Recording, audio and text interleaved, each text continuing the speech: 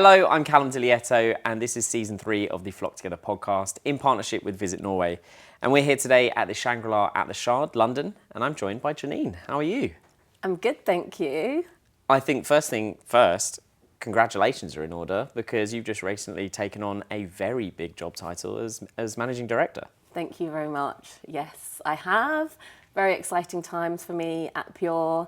But yeah. You're really taking it in your stride, you know, you're just like, MD, it me, you know, like you've owned it, I think. I mean, one thing someone said to me recently, which I loved, was the fact that nothing's changed and I'm just still the same me, and 100% that will remain. I will always be the same person. You know, it's a new job for me, but equally I have grown through the business. I've worked for Pure for the last 9 years, so it's just quite a natural transition into this new leading role.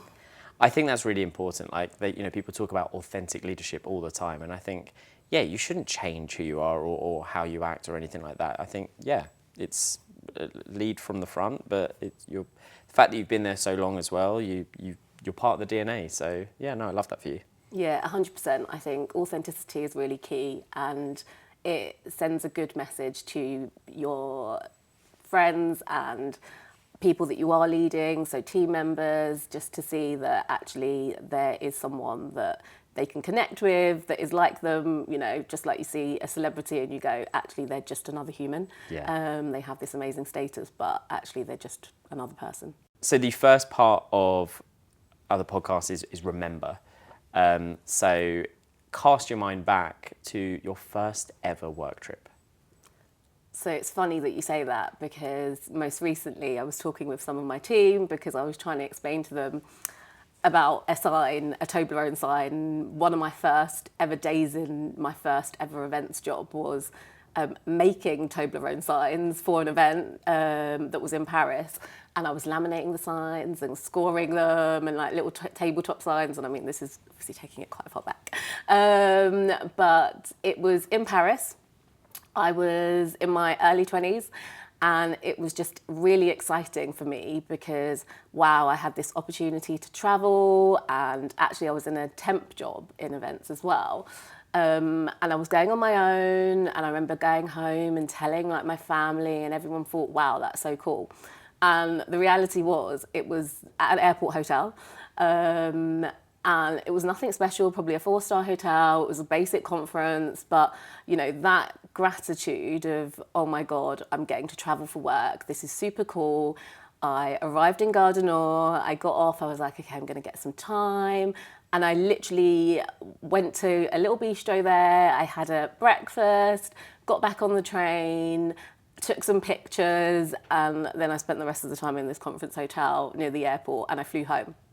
But at the time, that was the best thing in the world. And, you know, you look at events now and where you're traveling to, and I think there's something to be said for that, actually, where you came from and where you started your journey. It's those humble beginnings, isn't it? And I just think, like, you know, it's very easy to become jaded in this industry because you do get to experience the best of the best of the best.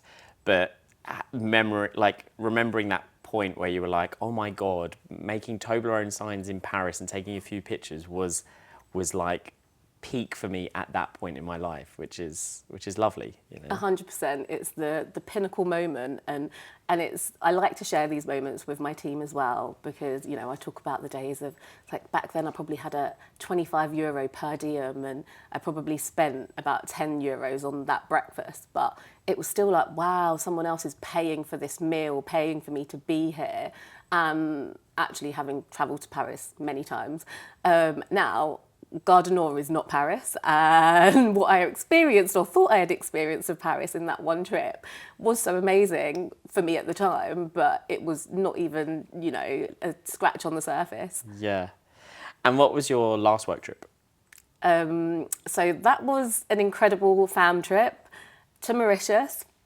It was with the Beachcomber Hotels, so we got to experience loads of the island. It was probably one of my best work trips that I've been on in a long time. And we had an amazing group of people. I think we actually landed, and I had to stop sending messages to the team because we'd gone from the airport, we'd got on a boat, we were taken to a hotel. But on the way there, we had like swim stops. We actually had a bar boat. Never experienced this in my life. So a bar, we were just swimming casually in the ocean, bar comes along and it's dedicated to us, snacks, drinks, rum tasting. This is straight from the airport. Insane. And I was like, this has to be an essential part of any program that I plan now. Yeah, bar boat, can't write it. But sunsets, gorgeous people, an amazing culture and island. And actually, it's one of those gratitude moments again where you go, wow, this is my job. I'm here for work. And, you know, I get their long flights and sometimes people go, oh, you know, like I just flew that distance and now I've got to go and work. But honestly, it was just absolutely insane. Nothing beats jet lag better than a bar boat. 100%. You know, and a lovely sunset. I think it's really nice as well that you've still got that appreciation, you know, years on, you know, completely different experience, but there's still that, oh, we're lucky. Yeah, I think, you know, we get to experience some really incredible things, and it's always about really showing appreciation to the people that spend time and effort organising, you know, fam trips. They are a big cost to companies to put on, and actually really taking that time to show gratitude for the efforts that people have put on to have you there it goes a long way. And the next part is about revisiting. So, you know, all the trips that you've been on, if you could transport yourself back in time to that moment and relive a destination experience, what would it be? So it's quite an easy one for me. Most people that know me know that carnival is a big part of me, my culture, my life. It's actually how I started in the industry as well. And I was fortunate enough to go to Brazil for a work trip. However, I went to Sao Paulo. It was incredible. You know, we went out a little bit earlier. We got to experience life like a local. So we went to a traditional Brazilian brunch, a little street cafe. Honestly, the most insane passion fruit caipirinhas of my life. I will never forget those. There was a guy who was playing the bongos. It was probably the size of like a newsagent's. It was so tiny, but like just that hustle and bustle. And I always wanted to go to Rio. And, you know, I'd never been, but I really wanted to go with someone that's, you know, a local that can really show you the real Rio, you know, not just the tourist spots. Actually going for En Voyage next in a couple of weeks, which will be incredible, but I want to go there and I really want to experience it on a personal trip. I love carnival. I love the culture. I love everything about kind of the food and the people of Brazil. And I think that's got to be up there as a relive destination for me. Yeah, I haven't been to Brazil, but I have a friend who's Brazilian, and I've said I want to go with them because I want to experience it like a local. I don't get me wrong. I'd love to go on a fam trip or with the tourism board or something like that, but I think there is something, particularly Brazil, particularly Rio, like going there with someone who like lives there or has family there and doing it like in that way, I think would just be incredible, especially if it's carnival time. Yeah, I think just really experiencing a destination in an authentic way is something that money can't buy. I mean, you know, you can go on a lovely package holiday and stay in a resort, but, you know, you're not really, you know, you travel a long way and spend a lot of money actually, whereas if you travelled around a little bit more and travelled, like, say, with friends or people or met people along the way, like, it's quite brave to do sometimes because there's a little bit of risk in everything, but really exciting. And if you could make any hotel a home, which would it be?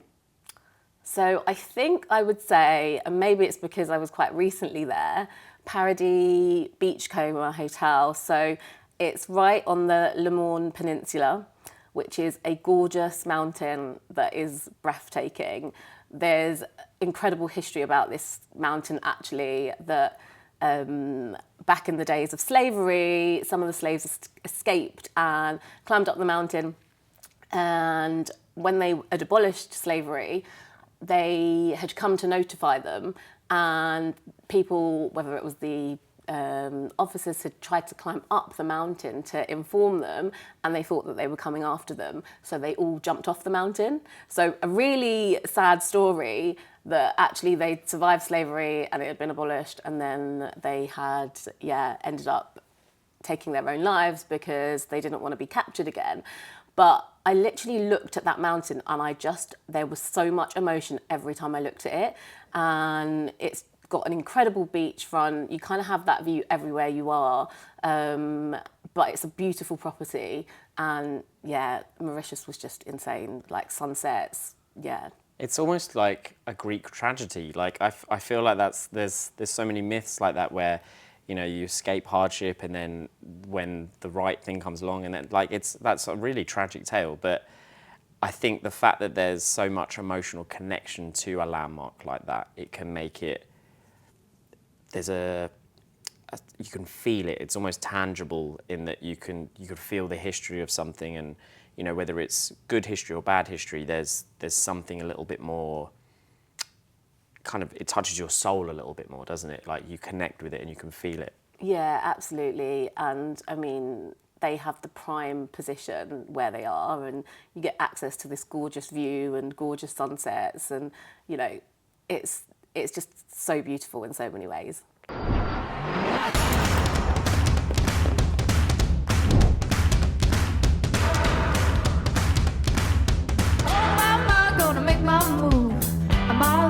Got nothing to lose. Oh my, gonna shake it off. It ain't no thing, it ain't no thing. Oh my, doing what I want. Gonna do my thing, do my thing. Way up high and take it low. I'm feeling right from head to toe. Light it up and let it roll. Here I go.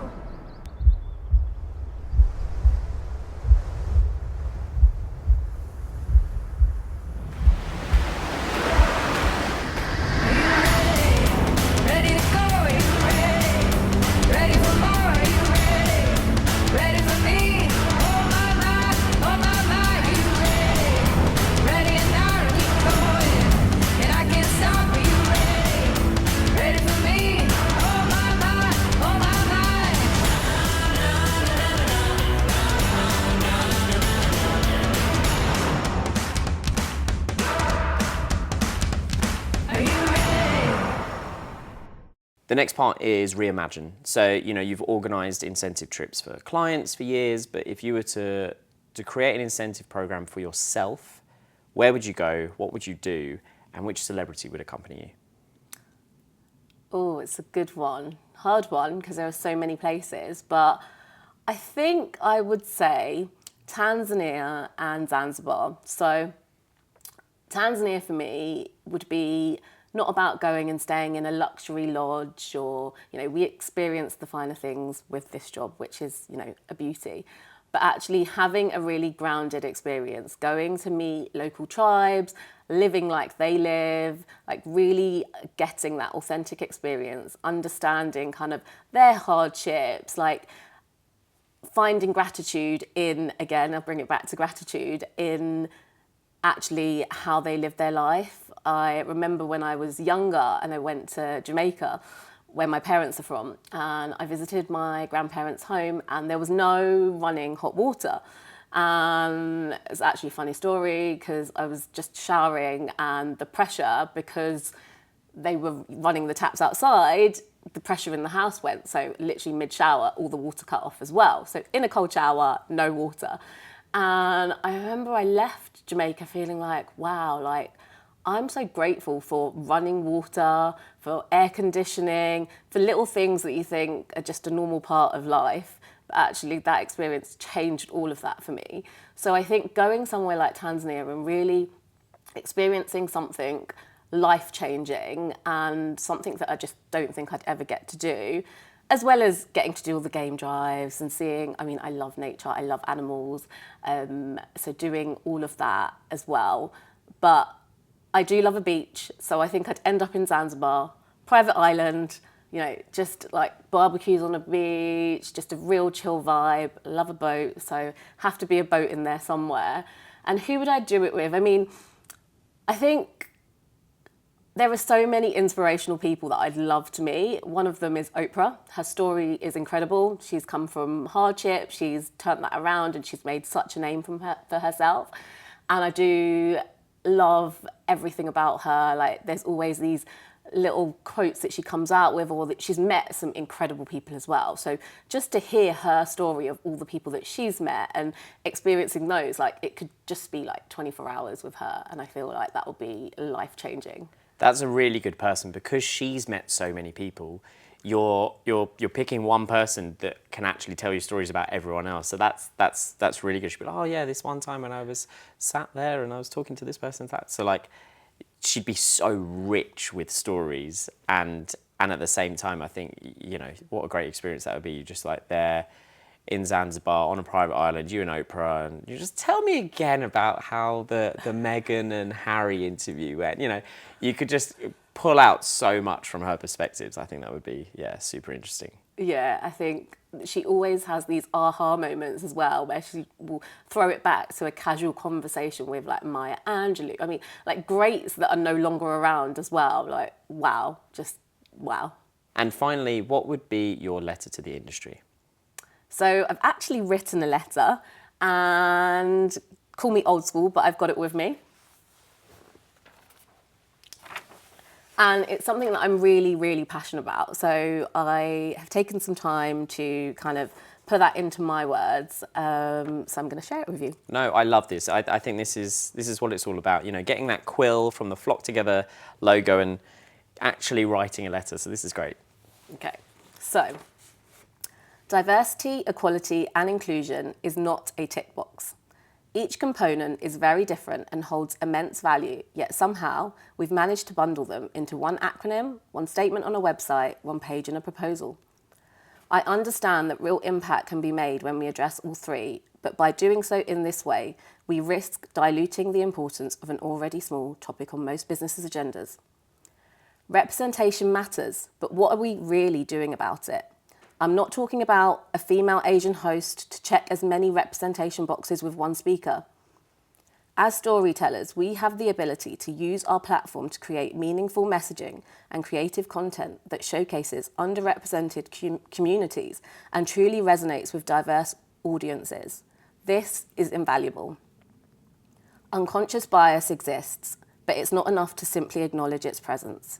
Education alone will only go so far. Real change happens when we create actionable steps to address these biases. Inclusive leadership is required to drive effective change. Diversity, equality, and inclusion require ongoing commitment from all levels of a business, and particularly from its leaders. We need leaders who actively seek to embrace diverse and create an environment where all individuals feel valued and empowered to be their authentic selves. As a female agency leader, who is Black, Asian and British, I understand that I am a minority, and I feel a great sense of responsibility to make our industry a more diverse and inclusive space, but there's only so much that I can do. As an industry, we've made some strides, but there's so much more that needs to be done. I don't have all the answers, but I'll leave you with these questions. Why is the UK events industry not as diverse as other creative industries? How do we attract more diverse talent? Are we truly creating a space where all backgrounds can thrive? I love that. I think that's such a well-written letter as well. And I think, yeah, it's actually great to see someone like yourself in the room now, you know, like in that circle of managing directors or agency leaders, but it's too few and far between. And I think that, you know, the industry does have such a long way to go in terms of when you compare it to other creative industries. Like, why is it that in marketing or in other areas, it feels like there truly is diversity of thought, not just diversity of race or religion, but like actual thinking is diverse. And I think one of the issues with our industry probably is that maybe we're just so siloed and so kind of removed from the kind of general public. Like the general public doesn't know about the MICE industry or the events industry. They don't really think about it. And so it's maybe harder to attract other people. But I think that letter was so well written, and I think the questions you've asked us is definitely food for thought for everybody. Yeah, and actually what you just said there, Callum, about the industry and not enough people knowing about it is so true. There is a lot that we need to do about educating people that events is a viable career, and this is what it looks like, because there is such a range from working in a venue to working at an event agency to working corporate in-house. They're all so different, and sometimes you have to try a little bit of everything before you know what you want. But also there's a thing that a lot of people in the industry kind of fell into it, or it was later on in life that they discovered it and they realised, oh, that's something that I'm interested in, or they came from a different avenue, someone that they knew. And that's what our industry is great at, networking and connecting people. And I love that so much. But for me, and there are a lot of people that I'm inspired by. And someone, Emma Greed, she said it perfectly. She actually, as a female that is thriving as an entrepreneur, she actually opens doors for other people. And she's not talking about leaving the door open for anyone to walk through. She's talking about bringing people with her along that journey.